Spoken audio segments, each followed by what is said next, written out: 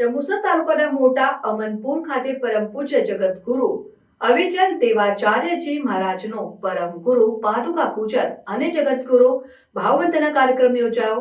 જંબુસર તાલુકાના મોટા અમનપુર ગામે 250 વર્ષ પૂર્વે શ્રી કરુણાસાગર મહારાજે આ મંદિરની સ્થાપના કરી હતી, જ્યાં પરમ ગુરુ શ્રીમંત કરુણાસાગર મહારાજ, પાર્ષદ હંસદાસજી, પાર્ષદ બદ્રીદાસજીની મૂર્તિ પધરામણી કરેલ છે।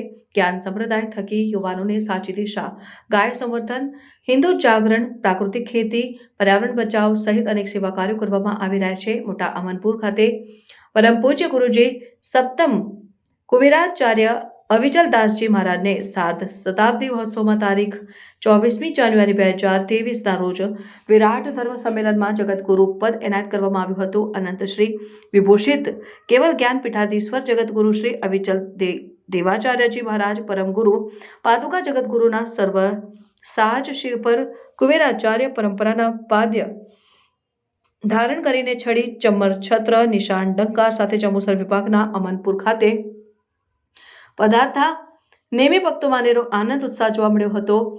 ધોરી પરબ ખાતેથી બાઇક રેલી દ્વારા મહારાજશ્રીના વધામણા કરીને ગામ પાદરે લાવ્યા હતા, જ્યાં ગિરીશભાઈ પટેલ, આશીષભાઈ પટેલ, સમિતભાઈ પટેલ દ્વારા પરિવાર સાથે પુષ્પમાળા અર્પણ કરી વાસ્તે ગાસ્તે ડીજેના તાલે ભક્તિ સંગીતના સથવારે ભવ્ય શોભાયાત્રા યોજાઈ હતી, જેમાં ભાવિક ભક્તો ભક્તિ રસમાં ઝૂમી ઉઠ્યા હતા। શોભાયાત્રા ગામમાં ફરી મંદિર પાસે આવી પહોંચતા મહારાજશ્રીએ દર્શન પૂજનનો લાભ લીધો હતો અને પરત સભા મંડપ ખાતે શોભાયાત્રાની પૂર્ણાહુતિ કરાઈ, જ્યાં ભવ્ય સ્વાગત સન્માન સાથે પરમ ગુરુ પાદુકા પૂજન અને જગતગુરુ ભાવવંદના કાર્યક્રમ યોજાયો હતો।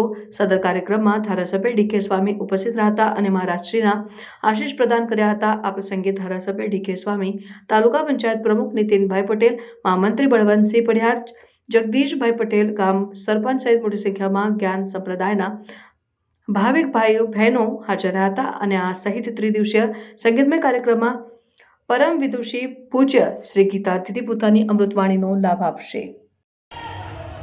જંબુસર તાલુકાનું અમનપુર અમારું ગામ।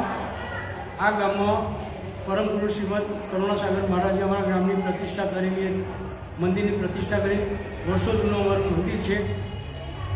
અમારા સપ્તમ કુબેરાચાર્ય આજે અમનપુરમાં પધારી રહ્યા છે, તે નિમિત્તે અમે શોભાયાત્રાનો કાર્યક્રમ રાખેલ છે, ત્યાર પછી પાદુકા પૂજનનો કાર્યક્રમ રાખેલ છે, ત્યાર પછી તુલાવિધિ, મુદ્રા તુલાવિધિનો કાર્યક્રમ રાખેલ છે, ત્યાર પછી 4 દિવસનો પ્રોગ્રામમાં અલગ અલગ ગામોમાં બાપજીની પધરામણી થશે અને ત્યાં પાદુકા પૂજન થશે।